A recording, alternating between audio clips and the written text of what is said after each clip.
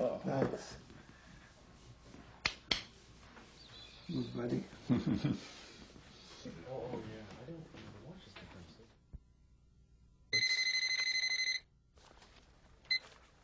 Hello? Yeah. Hi, Fern.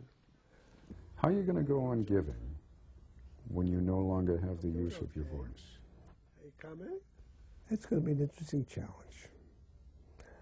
I might tell my friends, which I am right now by saying this, you frame your questions in yes or no ways. Tell me what's in your heart and in your mind. And if there's some question you want to ask about it, just put it in that way. You can tell me what you're thinking and feeling it. There's no question involved. And you'll feel my response. I won't be able to articulate it. You'll see it in my face. My face, I think, will still be very mobile. And I can give a lot of communication with my mobile face. But if it's an issue that they're pondering, would like my help for, then I'll ask them to frame it in yes or no, and I can say yes or no. So that's the way I think about it now. I hope I'll discover new means and mechanisms when the time arrives. After you were on Nightline the last time, you got some reaction. I sure did.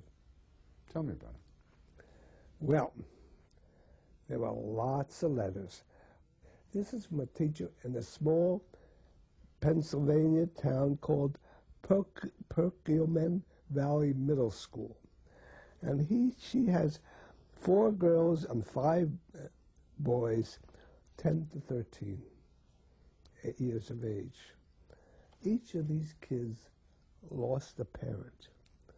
And she's trying to get them talk about it in a group. And the kids, especially the boys, are having a very hard time talking about it. And this is what I said.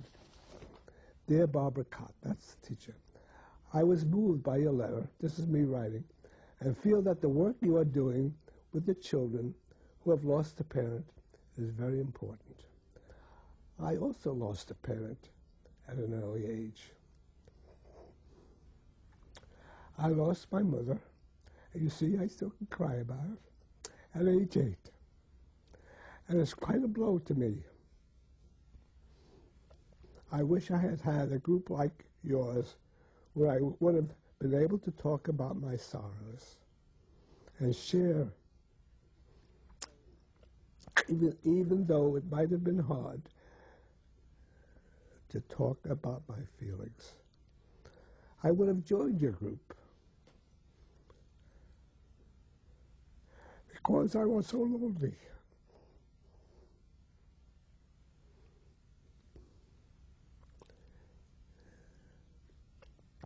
Right now, I find I can't do it alone either. But I have my friends around me to keep me to help me talk about my illness. I send each of you and all of you as a group my warm thoughts and hope for your continued work together to help each other.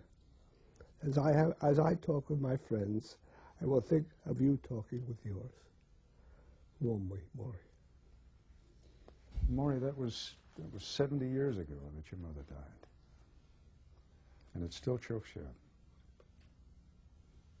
And when you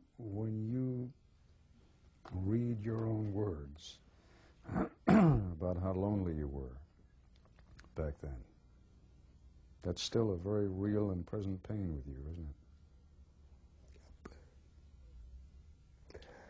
It goes on. The pain. You know what strikes me as so strange about that? You are so brave and cheerful about your own condition now. And I just wonder why it is that something that happened so long ago is so much more painful to you. Ed, That has nothing to do with bravery. All it has to do with feeling. I don't feel any less powerful just because I've cried about my mother's death. As a matter of fact, tears, for me, strengthen me.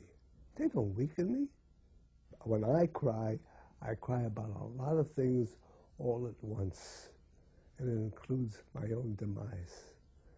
I get precipitated by the ancient, if you want to put it that way, 70-year-old pain. It gets precipitated by my identification with these young kids who are suffering in the same way I am.